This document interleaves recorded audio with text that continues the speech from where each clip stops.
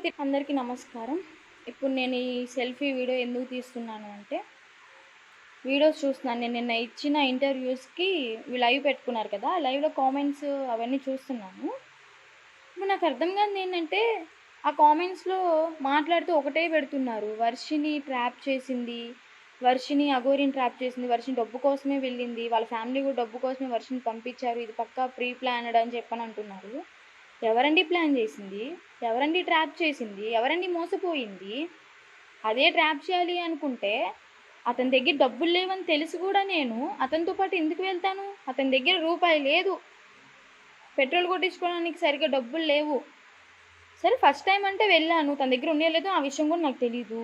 Second time వెళ్ళినప్పుడు తన దగ్గర రూపాయి కూడా లేదని నాకు తెలుసు. ఒక 5,000, 6,000 ఉన్నాయి తన దగ్గర నేను వెళ్ళిన సెకండ్ టైం వెళ్ళిపోయినప్పుడు, పెళ్లి చేసుకునే టైంలో.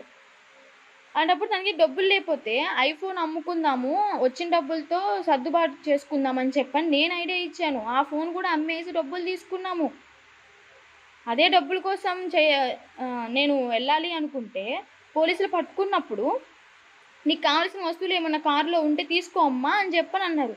అంటప్పుడు ఆ డబ్బులు కూడా కారులోనే ఉంటాయి కదా, ఆ డబ్బులు కూడా నేను తీసుకోవచ్చు కదా.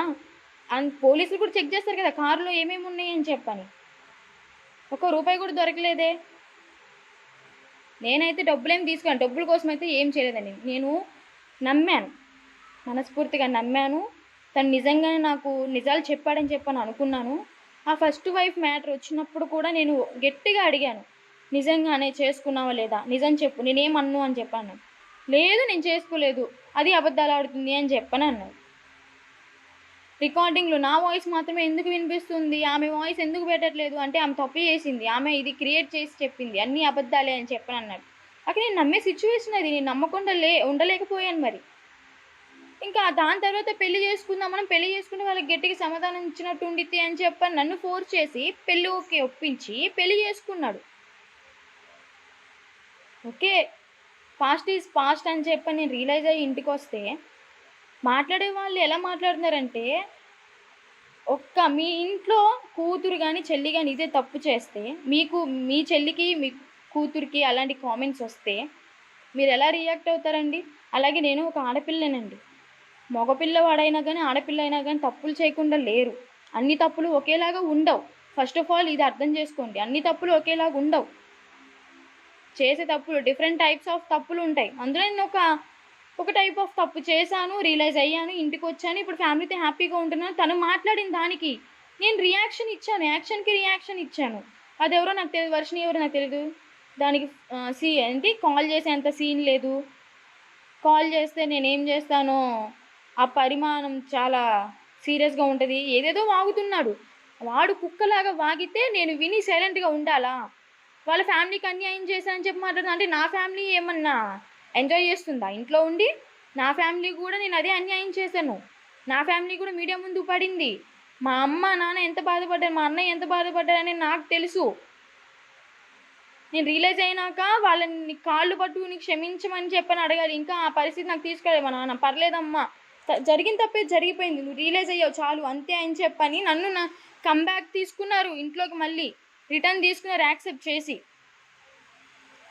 నీ తల్లిదండ్రుల గురించి నీ గురించి ఆలోచిస్తున్నావు కానీ మోసం చేసిన నా గురించి ఎందుకు ఆలోచించట్లేదు? మాట్లాడే ముందు కొంచెం కామన్ సెన్స్ ఆలోచించి మాట్లాడు. అల్లూరి శ్రీనివాస్ నీకే చెప్తుంది, మోసం చేసింది నువ్వురా, మోసపోయింది నేనురా. జనాలు ఎలా అంటే వర్షిని ట్రాప్ చేసి డబ్బు కోసం అఘోరితో వెళ్ళింది అని చెప్పాను అంటున్నా. అసలు నీ లైఫ్లోకి నేను వచ్చానా, నా లైఫ్లోకి నువ్వు వచ్చావా? బయటకు వచ్చి మాట్లాడు, నిజాలు మాట్లాడు. నిజాలు మాట్లాడితే చెప్పు తీసుకుని కొడతా అని చెప్పి భయపడుతున్నావా? నేను నీలాగా భయపడే రకం అయితే కాదు, ఇంట్లో కూర్చుని మూల కూర్చుని ఏడ్చే రకం అసలే కాదు. నేను తప్పు చేయలేదు కాబట్టి నువ్వు మాట్లాడిన మాట్లాడడానికి నేను ఇప్పుడు వీడియో తీసుకుని మీకు మాట్లాడుతున్నాను, వీడియో ముందుకు వచ్చి మాట్లాడుతున్నాను. మాస్కులు పెట్టుకుని స్పెక్స్ పెట్టుకుని అయితే రాలేదు, నా ఫేస్ చూయించే మాట్లాడుతున్నాను. నేనైతే ఒకటే చెప్తాను, నేను మనస్ఫూర్తిగా నమ్మాను, తను నిజాలు చెప్పానని వెళ్ళాను, పెళ్లి చేసుకోవడం జరిగింది. ఆ పెళ్ళి కూడా ఒక ట్రాన్స్లో జరిగిపోయింది అంతే. గతం గతహ అని చెప్పని నేను ఇప్పుడు నార్మల్గా ఉన్నాను. వాడు నన్ను మోసం చేశాడు, వాడి బతుకు నేను బస్ స్టాండ్ చేయలేదు, వాడే నా బతుకు బస్ స్టాండ్ చేశాడు. అర్థమవుతుందా? నా తల్లిదండ్రుల బతుకు కూడా బస్ స్టాండ్ చేశాడు. ఇంకోసారి కామెంట్స్ చేసేవాళ్ళు కూడా కొంచెం సెన్స్ పెట్టి ఆలోచించి కామెంట్ చేస్తారని చెప్పని అర్థం చేసుకుంటున్నాను. కొంచెం మర్యాదగా మాట్లాడండి. మీరు నాకు సపోర్ట్ చేయకపోయినా పర్లేదు, తిడితే తిట్టండి, కానీ మరీ అంత ఘోరంగా తిట్టకండి. అర్థమైందా? నాకు ఒక మనసు ఉంటుంది, ఆ మనసు హర్ట్ అయిందంటే పరిణామాలు వేరేలా ఉంటాయి. సపోర్ట్ చేయాల్సింది పోయి మీరే ఇలా మాట్లాడుతున్నారు. వాడికి చేసే సపోర్ట్ వాడికి చేసుకోండి. వాడు చేసేవాళ్ళు నాకు సపోర్ట్ చేయకపోయినా పర్లేదు, కామెంట్ చేయకపోయినా పర్లేదు, సైలెంట్గా ఉండండి. అంతేగాని తిట్టారంటే మాత్రం బాగోదు. నిజాలు చెప్తుంటే చేదుగానే ఉంటాయి మీకు. వాడు చెప్పాయని నిజాలని మీరు అనుకుంటున్నారా? అలా అయితే ఫేస్ టు ఫేస్ రమ్మని చెప్పండి, మాట్లాడుకుందాం, ఎదురు మాట్లాడుకుంటాం. రమ్మని చెప్పండి వాడిని, ఏవి నిజాలు ఏవి అబద్ధాలు అప్పుడు వాడి నోటి నుంచి కక్కిపిస్తా నేను.